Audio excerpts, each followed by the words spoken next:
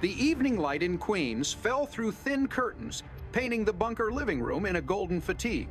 The air smelled of fried onions, old furniture, and nostalgia, the scent of a house that had seen too much laughter, too many arguments, and too many apologies that came too late. Archie Bunker sat in his chair like a monument that refused to crumble. The television flickered with reruns of Better Days, and somewhere in the kitchen, Edith's soft humming tried to hold the world together one note at a time. It started with a sound, a snap of a mousetrap, sharp and unfulfilled. Archie cursed under his breath. Even the mouse, it seemed, no longer respected his authority. Then came the knock on the door. Teresa Betancourt entered like a breeze from a different world. Young, brown-skinned, her accent, a melody that made Archie's English sound like a hammer. She was polite, confident, and completely unaware that her mere existence challenged every truth Archie thought he knew. Edith's face lit up. She recognized the nurse from the hospital. "Come in, dear," she said. And just like that, a new era stepped into the Bunker household. To Edith, Teresa was hope-educated, hard-working, independent. To Archie, she was danger-wrapped in politeness. "You're the Puerto Rican girl who told me to shut up," he muttered, suspicion clinging to his voice. His words were meant to wound, but Teresa smiled, not with defiance, but with the quiet assurance of someone who has heard worse and survived. Her laughter filled the room warm and disarming, the kind of laughter that broke tension without asking permission. The dinner that followed was both comedy and anthropology. Teresa cooked pescado, laying the plate in front of Archie with gentle pride. The fish, whole and unflinching, stared at him with glassy eyes. "I don't eat nothing that looks back," Archie said, covering the head with a baked potato, as if to erase the gaze of a world that refused to look away. Edith tried to keep peace, her kindness stretching thin between cultures, generations, and tempers. But as the laughter of misunderstanding filled the room, something almost tender happened. Archie, even in his prejudice, found himself caring. When Teresa mentioned a jealous boyfriend, his fear turned protective. The irony was sharp. The same man who feared difference was willing to defend it when it stood under his roof. When the supposed boyfriend arrived, who turned out to be her brother, Archie's confusion turned into a punch and then unexpectedly into laughter. For a moment, prejudice was defeated, not by reason, but by embarrassment, the most honest teacher of all. Days passed. The mouse escaped again. Life reset itself as it always did until tragedy brushed against comedy like static. One morning, the subway nearly swallowed Mike Stivic alive. The story was absurd, terrifying, and banal all at once. He leaned too far over the platform, slipped, and was pulled up by two strangers just in time. Yet from that accident bloomed a question darker than death: who would raise their baby Joey if they were gone? The conversation unfolded late at night, with rain tapping against the window and Gloria clutching her husband's arm. They weighed names like evidence in a courtroom: friends, relatives, strangers. Edith and Archie came up, of course, but the thought of Archie's temper and stubbornness made Mike shake his head. "You want your father to raise Joey. I wouldn't trust that man to raise a window." His words hung heavy, slicing through Gloria's loyalty and love. Upstairs, the baby slept innocent of the legacy being argued below a child born into a war of values. The next day, Archie arrived at Joey's birthday with a smile that belonged to another century. In his hands, a gift wrapped in red, white, and blue. When the paper tore open, a small machine gun gleamed beneath the light. "From Grandpa," he said proudly, "a man's toy."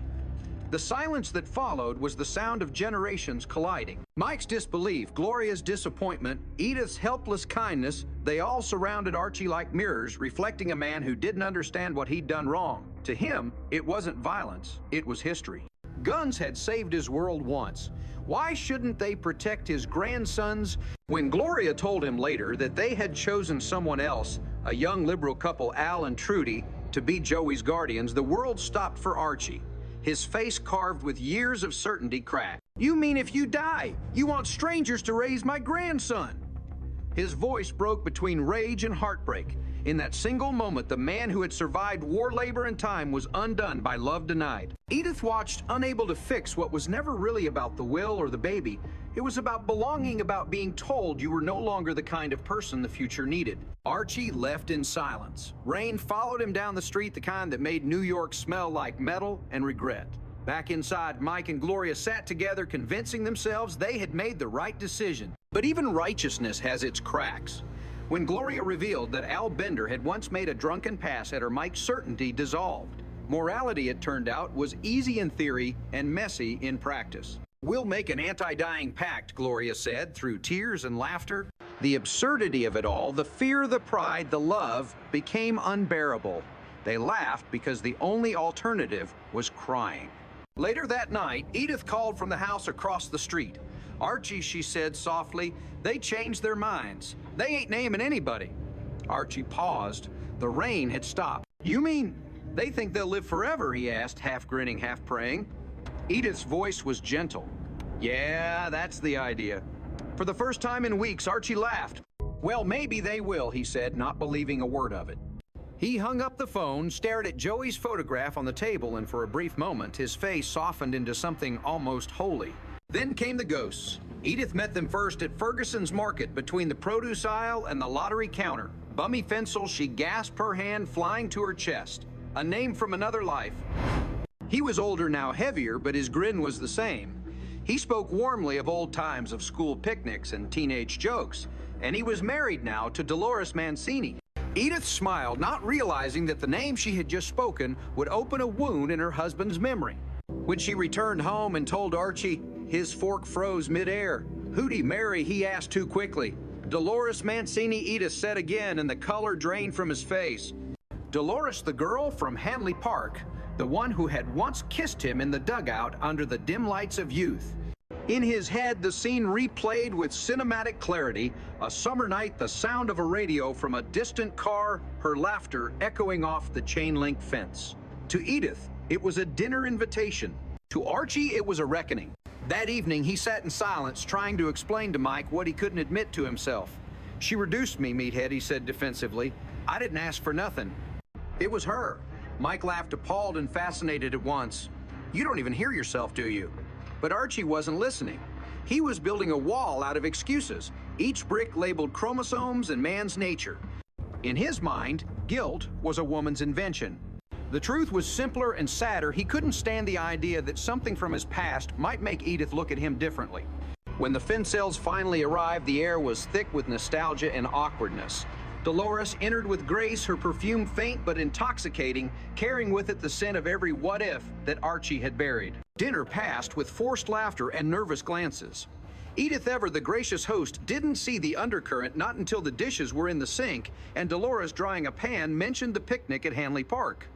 The words landed like a quiet confession. "You and Archie?" she said casually. "You took a walk, didn't you?" To the dugout, Edith froze. "Was that Archie?" she asked softly. I don't even remember. Dolores laughed, but Edith did. She remembered everything. When the guests left, the house fell silent except for the ticking clock. Archie tried to act casual, humming an old tune. Edith walked into the room, drying her hands, her voice steady. "I know about the picnic," she said. He turned, startled, his face pale. She didn't accuse. She simply stated it like a fact of weather. "Oh, Edith." He began fumbling for the words that might fix something decades old. "I just want you to know," he said finally, "whatever happened back then, it wasn't about us. You were in Atlantic City." She nodded slowly, her expression unreadable. "I know," she said, "and what you did before we were married is your business, just like what I did before we were married is mine." For the first time in his life, Archie Bunker was speechless. The man who had an answer for everything could not find a single word. Edith smiled, not cruelly, but with the quiet strength of a woman who had seen the world, forgiven it, and gone on cooking dinner anyway. The moment hung in the air like smoke, delicate and final. Somewhere in the distance, a train passed. The world, indifferent and eternal, kept moving. The next week arrived like a sigh, quiet, dull, deceptively ordinary. The curtains were washed, the dishes clinked, the house seemed healed, but beneath the calm lingered a residue of old memories that refused to fade. Archie sat reading his paper while Edith hummed in the kitchen, pretending not to look at him too long. The world outside Queens went on trains, factories, noise, but inside that small brick house, the world was shrinking. Then, as it often happened in the Bunker household, absurdity knocked again. This time it came with a photograph. Barney Hefner, Archie's drinking buddy from Kelsey's bar, came swaggering and waving a picture of his granddaughter. "Ain't she a beaut, Art?" she said proudly. Entered her in the Flushing Tribune Beautiful Baby Contest. The words hung in the air like bait, and Archie, never one to back down from competition, bit hard. He scoffed at the photo, pretending not to care. "She looks like a baked potato with eyes," he muttered, but the seed had been planted. Pride, that old disease of men like him, began to bloom again. That night he pulled out Joey's baby photos from a shoebox. The living room was dim, the light from the television flickering across his face. "Now that's a baby," he whispered to himself, holding the picture up as if it were a medal. "Look at that jaw-strong American." The irony, of course, was lost on him. In his world, love always came dressed as ownership. To love Joey meant to prove Joey was better than someone else's child. Edith watched him quietly from the kitchen doorway, her eyes soft with both affection and fatigue. "Archie, don't do it," she said. "Mike and Gloria won't like you entering him without asking." But Archie only grunted. "They'll thank me when he wins." The next morning he mailed the form. No ceremony, no guilt, just conviction, the kind that comes from mistaking pride for purpose. He even forged a few extra votes, clipping newspaper coupons and filling them out with the names of dead neighbors. "Cheating's only cheating when you lose," he said, half to Edith, half to himself. She didn't argue. She just stared at him with that mixture of sadness and admiration that had become her language of love. A few days later, Mike and Gloria found out. The explosion was biblical. "You can't just use our baby for your ego trip," Gloria yelled. Archie flushed, an indignant shot back. "My ego trip? I'm trying to make the kid a winner." Mike stepped in, his voice trembling between logic and rage. "You're teaching him the wrong values. Archie winning isn't everything." Archie laughed bitterly, says the guy who never won nothing in his life. For a moment, it wasn't about the contest anymore. It was about two Americas staring at each other across a generational trench. One built on competition and survival, the other on ideals and equality. Both convinced the other was blind. But comedy, like life, has a way of turning tragedy into routine. Days later, the newspaper announced the finalists. Joey's name was printed in bold, and the living room erupted in chaotic joy. Edith clapped her hands in delight, Archie puffed his chest, and even Mike smirked despite himself. For one brief, fragile evening, they were united, not by understanding, but by pride. Edith cut the article out and taped it to the refrigerator. "Ain't he handsome?" she said softly, her eyes glimmering. "Yeah," Archie replied, pretending not to choke up. "Takes after his grandpa." But the celebration didn't last. When the judges visited the finalists' homes, Archie turned the event into a campaign rally. He staged the house like a political commercial. Flags, polished shoes, rehearsed smiles. He coached Edith on what to say, told her to sound normal, and warned her not to mention Puerto Ricans, liberals, or unions. "Just act American," he said, as though that were something that could be acted. When the judges finally left unimpressed and slightly amused, Archie's hope began to crumble. The next day's paper revealed the winner, Barney Hefner's granddaughter, Little Linda. Archie stared at the headline, silent. His pride collapsed into a bitter chuckle. "Figures," he said quietly, "they fixed it." Edith came to him, slowly holding a plate of cookies, her voice gentle but firm. "Archie," she said, "maybe Joey don't have to be the most beautiful baby in the paper. He's beautiful to us. That's enough." He looked up at her eyes, glinting in the half-light. "Yeah," he whispered, "but the paper don't print that." The line hung heavy, a lament for a man who only knew how to measure love in trophies. That night, as the neighborhood slept, Archie sat alone in his chair. The living room lamp cast a soft halo around him, his face half-shadowed, half-glowing. The sounds of distant city life, sirens, trains, laughter floated through the window like ghosts. He reached into his pocket, pulled out Joey's picture, and stared at it for a long time. There was no music, no applause. Just silence and the faint hum of the refrigerator. His lips moved quietly. "That's my boy," he said, and for the first time it didn't sound like a boast. It sounded like a prayer. Outside, the world was changing faster than he could follow. The factories were closing, the rent was rising, the neighbors spoke new languages. The news spoke of civil rights, feminism, and equal pay, words that made Archie squint as if they were written in code. He didn't hate the future, he just didn't recognize it. And yet, in his own way, he was part of it. Every argument he had with Mike, every misunderstanding with Teresa, every quiet forgiveness from Edith, they were all part of America learning awkwardly, painfully to talk to itself. By the season's end, the bunker's living room had become something mythic. a theater of contradiction where laughter covered heartbreak and ignorance disguised love. Teresa had moved on, carrying with her a small piece of Edith's kindness. Mike and Gloria had gone upstairs, still convinced they were building a better world. And Archie, left alone in his armchair, hummed a few bars of Those Were the Days, the song that had followed him through the years. Only this time, it sounded different. Slower, sadder, like a man realizing that those days weren't better, they were simply his.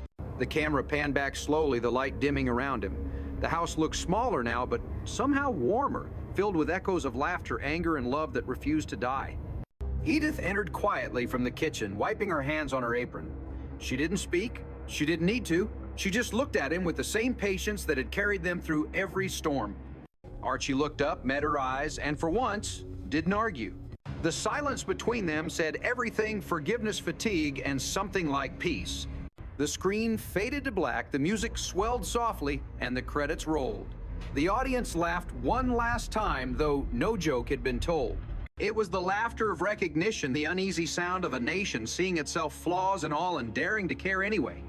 Archie Bunker wasn't the hero of that story. He wasn't even its villain. He was the mirror, cracked and dirty, but honest enough to show what everyone else tried to hide. And in that fading light, that golden hour between past and future America lingered, arguing, laughing, forgiving, still trying after all these years to learn how to live in the same house,